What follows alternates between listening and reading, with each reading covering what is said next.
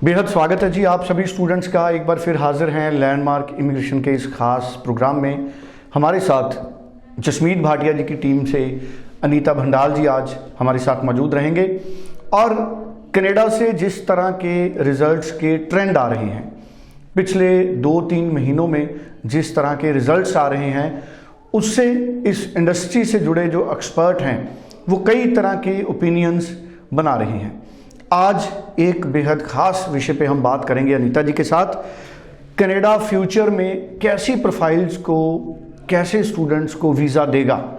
Canada बहुत इस मामले में स्ट्रिक्ट है प्रोफाइल्स को वेरीफाई करने में। इसी क्रम में कनाडा से हमने देखा है कि आजकल डॉक्यूमेंट्स की वेरिफिकेशन हो रही है।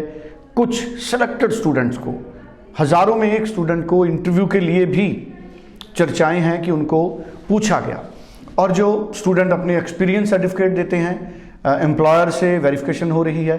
अगर वो कोई क्वालिफिकेशन का सर्टिफिकेट साथ में अटैच करते हैं तो यूनिवर्सिटी या उनके स्कूल कॉलेज से वेरीफाई किया जाता है। कहने का मतलब है कि कनाडा आने वाले दिनों में अपने सक्सेस रेट को तो इंक्रीज़ करेगा, लेकिन कनाडा बहुत सोच समझकर आपको वीज़ा देगा। तो आपको अपनी प्रोफाइल को कैसे मेंटेन करना है, आपको अपने बायोडाटा को कैसे अपडेट करना है, ये सारे बड़े इंपॉर्टेंट विषय हैं और अनीता जी पूरी क्लैरिटी हमको देंगे कि कैसे प्रोफाइल्स को सिर्फ कनाडा में अब वीज़े मिलेंगे। अनीता जी, सवाल सबसे पहले यही बड़ा है हमारा, कैसे कैसे स्टूडेंट्स वीज़ा हासिल करेंगे आगे से? सर, कनाडा में अगर मैं बात करूँ तो अगर स्टूडेंट का परसेंटेज वो सही है, सही से मेरा मतलब ये है कि 55 to 60% है, कुछ भी 50 के बिलो नहीं होना चाहिए। और आईएलटीएस, ये मैं अंडर ग्रेजुएट डिप्लोमास की बात कर रही हूँ, और अगर आईएलटीएस है तो वो 6 ईच होना चाहिए। अगर आप बैचलर डिग्री के लिए अप्लाई कर रहे हैं तो आपका जो परसेंटेज है वो कहीं ना कहीं 70 to 80% होना चाहिए, एंड आपका जो आईएलटीएस स्कोर है वो 6.5 नॉट लेस देन 6 होना चाहिए। अब इस चीज़ को हमने हमेशा माइंड में रखना है। ऐसा नहीं है कि अगर किसी स्टूडेंट की परसेंटेज कम है, आईएलटीएस भी कम है और वो बैचलर डिग्री के लिए अप्लाई कर दे, तो अगेन वो वीज़ा ऑफिसर को ये लगता है कि आपके परसेंटेज, आपका आईएलटीएस स्कोर कम है और आप बैचलर्स के लिए अप्लाई कर रहे हो, तो क्या आप अपनी जो स्टडीज़ है उनको कोऑप कर पाओगे या नहीं, तो उसमें भी अगेन वीज़ा में प्रॉब्लम आ सकती है। अगर आपके पास आपका रेलिवेंट, लेट सपोज अगर आप 12th नॉन मेडिकल से हो, आपका जो कोर्स है वो रेलिवेंट होना चाहिए। अगर आपने ग्रेजुएशन किया है, यानी कि अगर आपने 3 ईयर का ग्रेजुएशन किया है, या जैसे हमारा बीबीए, बीकॉम, बीए चलता है, तो आपको प्रॉबेबली आपको पोस्ट ग्रेजुएट डिप्लोमा मिलेंगे। तो जो पीजी डिप्लोमा है, अगेन हमारी जो परसेंटेज है वो वही 55 to 60%, IELTS 6.5 not less than 6 होना चाहिए। यानी कि हम कॉलेज के रिक्वायरमेंट को मीट करना है तभी हम अपनी एप्लीकेशन लगाएं। अभी मेरे पास कुछ कोर्सेज हैं यहाँ पे कि जिन कोर्सेज में हम अप्लाई करते हैं, और ये वाले जो कोर्सेज हैं बहुत पॉपुलर कोर्सेज हैं and most job oriented courses हैं। कनाडा गवर्नमेंट खुद चाहती है कि लोग स्पेसिफिक इन कोर्सेज को पढ़ने के लिए हमारे पास आएँ। तो मैं कुछ कोर्सेज के बारे में आपको बताती हूँ, जैसे कि प्रोजेक्ट मैनेजमेंट बहुत पॉपुलर कोर्स है। अब होता क्या है, मैंने बहुत बार देखा है, लोग प्रोजेक्ट मैनेजमेंट किसी को भी दे देते हैं। टेक्निकली प्रोजेक्ट मैनेजमेंट उसको जाना चाहिए जिसने बैचलर्स किया है और उसने थोड़ा बहुत जॉब किया है, यानी कि 1 या 2 साल काम किया है, और उसके बाद वो जो पर्टिकुलर स्टूडेंट है वो प्रोजेक्ट मैनेजमेंट अप्लाई करता है, तो उसकी एक जस्टिफिकेशन बनती है। उसकी जस्टिफिकेशन कैसे बनती है कि उसने अंडर ग्रेजुएट के डिप्लोमा किया, अंडर ग्रेजुएट आपका बैचलर डिग्री किया है, उसके बाद वो वर्क एक्सपीरियंस किया है, तो यानी कि उसको जो जॉब वाली मार्केट है उसके बारे में भी थोड़ा एक्सपीरियंस है। दूसरा है क्लाउड कंप्यूटिंग। हम सबको पता है कि अगर मैं ओंटारियो, टोरंटो की बात करूं, this is the IT hub, तो क्लाउड कंप्यूटिंग अगर किसी ने BSc IT, BTech computer science किसने किया, तो cloud computing is very very good course, और इसमें आगे अगर आप जाओ तो बहुत अच्छे स्कोप है। इसमें ही आता है आपका एक अंडर ग्रेजुएट डिप्लोमा आपका रहता है कंप्यूटर प्रोग्रामर। ये वो वाले स्टूडेंट इसको अप्लाई करें जिनका मैथमेटिक्स बहुत अच्छा है, यानी कि अगर किसी स्टूडेंट का मैथमेटिक्स 70 या 70+ है तो ही आप प्रोग्रामिंग में जाएं, क्योंकि इसमें कोडिंग और एनालिटिकली आपको बहुत कुछ देखना पड़ेगा। तो उसके अकॉर्डिंगली ही आप कोर्स करें। कंप्यूटर प्रोग्रामर में भी आगे बहुत अच्छे जॉब स्कोप हैं। देन हम बात करते हैं बीबीए किसी ने किया है, बीकॉम किसी ने किया है, वो कौन से कोर्स के लिए जाएं। नॉर्मली हम लोग international business management, global business management, ये हम सबको पता है, लेकिन कॉनिस्टोगा कॉलेज में 2 कोर्सेज अभी कुछ सालों पहले ही उन्होंने इंट्रोड्यूस किए थे, strategic global business management and strategic marketing communication. ये दोनों कोर्सेज ऐसे हैं, इनका अगर मैं ड्यूरेशन की बात करूं तो ये 2 इयर्स के कोर्सेज हैं। स्ट्रैटेजिक ग्लोबल बिजनेस मैनेजमेंट में अगर ये 2 साल का क्यों है, क्योंकि इसमें आपको स्ट्रेटेजाइज किए करना आ जाता है, बिजनेस कम्युनिकेशन। आप इसके अगर कोर्स कंटेंट पढ़ेंगे आपको पूरा ओवरव्यू पता चल जाएगा कि इस कोर्स को करने के बाद आपके आगे क्या फ्यूचर एस्पेक्ट्स हैं। और दूसरा आता है स्ट्रेटेजिक मार्केटिंग कम्युनिकेशन।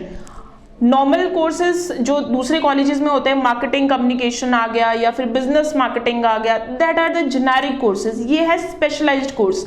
इसमें मैंने उन लोगों के वीजाज भी देखे हैं जो इररेलेवेंट प्रोफाइल के आते हैं, जैसे कि अगर किसी ने फैशन डिजाइन किया हुआ है और वो स्ट्रेटेजिक मार्केटिंग कम्युनिकेशन में जा रहा है, तो डॉट्स कनेक्ट होते हैं, आपकी स्टोरी बनती है एसओपी के लिए कि why you are going for this course.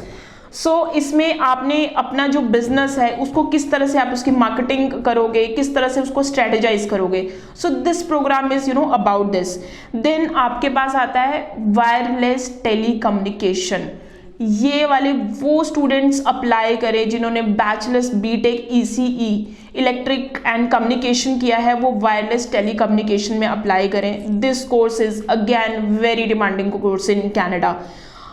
एक आता है मेनली लोग ना कंफ्यूज हो जाते हैं कि अगर मान लो किसी स्टूडेंट ने बीएससी किया है, फिजिक्स केमिस्ट्री मैथ पढ़ा है, तो अब हम कौन सा कोर्स करें।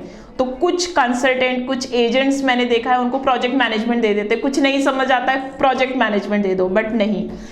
हम जब भी कोर्स अपना सेलेक्ट करते हैं हमने उसमें से एक कोर सब्जेक्ट उठाना है कि क्या हमारी स्पेशलाइजेशन बन रही है नहीं बन रही है।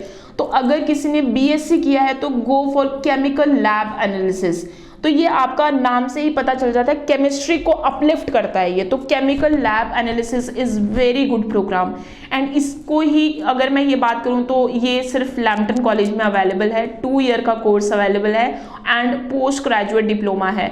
Because chemical lab technician and chemical lab analysis में लोग बहुत कंफ्यूज होते हैं। Chemical lab technician students under graduate diploma है जो कि मोस्ट ऑफ द कॉलेजेस में आपको मिल जाएगा, सैनिका, शेरिडन, डरहम, इन कॉलेजेस में मिल जाएगा। लेकिन केमिकल लैब एनालिसिस फॉर दो स्टूडेंट जिन्होंने बैचलर्स इन साइंस किया है एंड स्पेसिफिकली उन्होंने केमिस्ट्री पढ़ा है, so this course is for दो स्टूडेंट। फिर आता है बिजनेस एनालिटिक्स। बिजनेस एनालिटिक्स में बात करूँ बहुत डिमांडिंग कोर्स है। अगर मैं यूएस में भी बात करूँ, कनाडा में भी बात करूँ, कुछ स्टूडेंट्स हैं जिन्होंने बीबीए कर लिया है लेकिन उनको जो जॉब है वो आईटी फील्ड में मिल चुकी है, तो वो कुछ करना चाहते हैं समथिंग इन आईटी। या फिर किन्हीं स्टूडेंट्स ने बैचलर्स इन कंप्यूटर साइंस या फिर बीटेक इन कंप्यूटर साइंस पढ़ा है लेकिन उनको बिजनेस में भी थोड़ा इंटरेस्ट है, तो ये कोर्स उनके लिए बहुत अच्छा है। ये बिजनेस एंड इंफॉर्मेशन टेक्नोलॉजी का एक कॉम्बिनेशन है, again a very popular course in Canada. Then आपके पास आता है जो कुछ प्रोफाइल होती है ना जिन्होंने एग्रीकल्चरिस्ट किया हुआ है, बैचलर्स इन एग्रीकल्चरिस्ट। कनाडा में इस चीज़ की बड़ी प्रॉब्लम आती है कि कोर्सेज नहीं मिलते हैं और कई बार लोग कोर्सेज नहीं मिल रहे हैं बट जाना हमें कनाडा ही है तो हम अंडर ग्रेजुएट प्रोग्राम अप्लाई कर लेते हैं। तो स्पेशली फॉर दो स्टूडेंट्स जो बैचलर्स इन एग्रीकल्चरिस्ट वाले हैं वो एग्री बिजनेस मैनेजमेंट या सस्टेनेबल एग्रीकल्चर में अप्लाई करें। पूरे कनाडा में देखूं तो 3 से 4 कॉलेजेस हैं जो ये पोस्ट ग्रेजुएट डिप्लोमा ऑफर करते हैं। तो अगर आप इस प्रोफाइल से हो तो this is the best time to apply in September intake, क्योंकि पूरे कनाडा में 3 से 4 कॉलेजेस हैं जो कि ये वाला प्रोग्राम पोस्ट ग्रेजुएट डिप्लोमा के तौर पे देते हैं। तो you guys apply this for this programme as soon as possible. So ये वाले ही कुछ प्रोग्राम्स हैं कि जो काफ़ी पॉपुलर हैं, काफ़ी डिमांडिंग है।